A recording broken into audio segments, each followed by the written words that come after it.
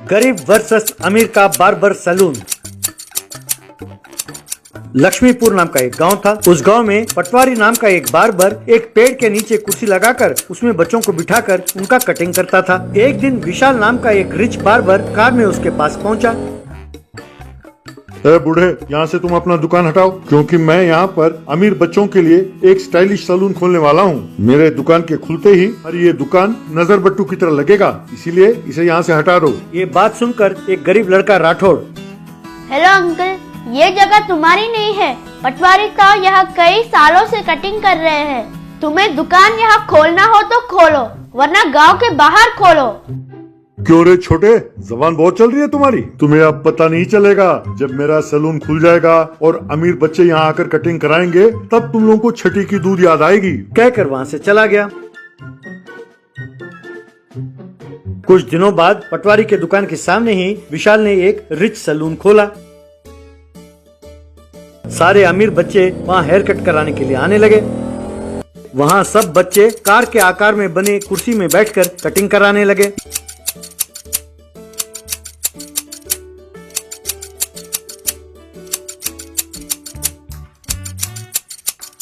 ये सब गरीब बच्चे देख रहे थे।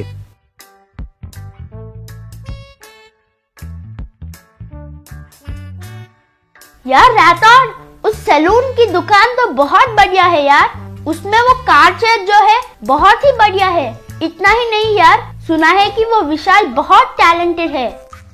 अरे ऐसे कोई बात नहीं है यार, उसमें कोई खासियत नहीं है। ऐसे लोग ऐसे करके ही अमीर बच्चों से पैसे आइंक लेते हैं। सच तो ये है कि हमारे पटवारी तो विशाल से भी बढ़िया कटिंग करते हैं। एक दिन बबलू नाम का अमीर लड़का विशाल के दुकान पर आया।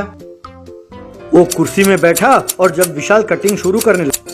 क्यों अंकल, सुना है कि आपको कटिंग ठीक से करना नहीं आता। कहते हैं कि आप सिर्फ अपने दुकान को सजाकर हमसे पैसे आइंक लेते हो। क्या ये सच है? अरे बबलू बेटे, तुम तो मेरे टैलेंट को जानते ही हो, वरना तुम इतने बार मेरे दुकान पर क्यों आते। तुम जैसों से प्रशंसा पाना कोई साधारण बात तो है नहीं।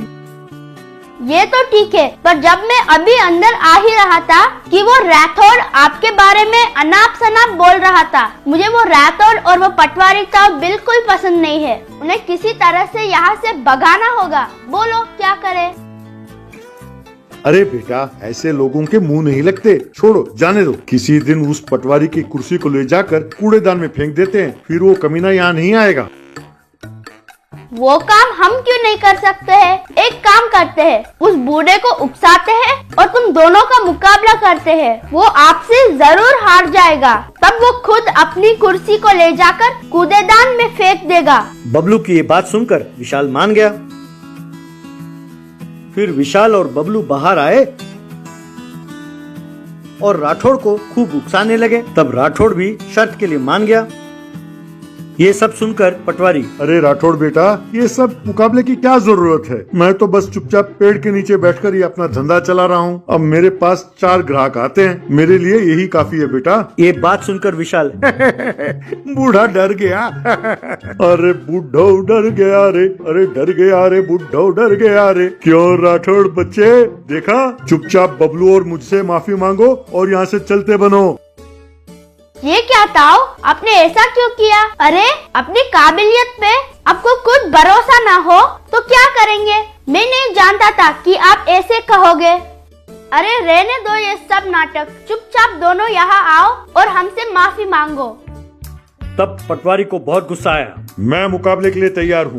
अगर मैं हार गया तो मेरी कुर्सी यहाँ से निकाल दूंगा, और अगर तुम हार गए तो हफ्ते में एक बार एक गरीब बच्चे का मुफ्त में कटिंग करना होगा। क्यों, मंजूर है? विशाल इस शर्त के लिए मान गया। अगले दिन दोनों का मुकाबला हुआ। विशाल ने कुछ अमीर बच्चों का अलग अलग तरह से कटिंग किया।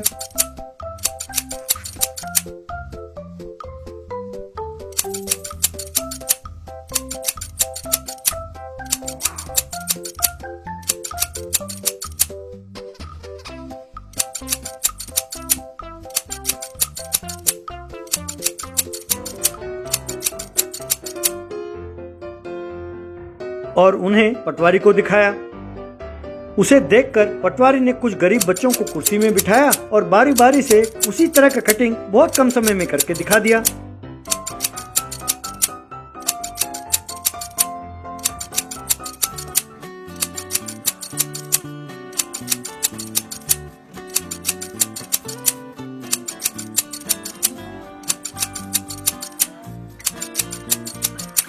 ये देखकर वहाँ खड़े लोगों ने ताली बजाई। ठीक है भैया, मैं मानता हूँ कि मैं शर्त हार गया और शर्त के अनुसार हफ्ते में एक दिन एक गरीब बच्चे का मुफ्त में कटिंग करूँगा। देखो भैया, यार तुमसे मुफ्त में कटिंग कराने के लिए कोई नहीं आने वाला है, पर याद रखना कि हुनर के पैसों के साथ कोई संबंध नहीं है। बस इतना याद रखो, हर एक के पास हुनर होता है, पर तुम भी नहीं हारे। फर्क इतना है कि कटिंग करने के लिए तुम्हें ज्यादा टाइम लगता है, बस। ये बात सुनकर विशाल शर्मिंदा हुआ और पटवारी से माफी मांगा।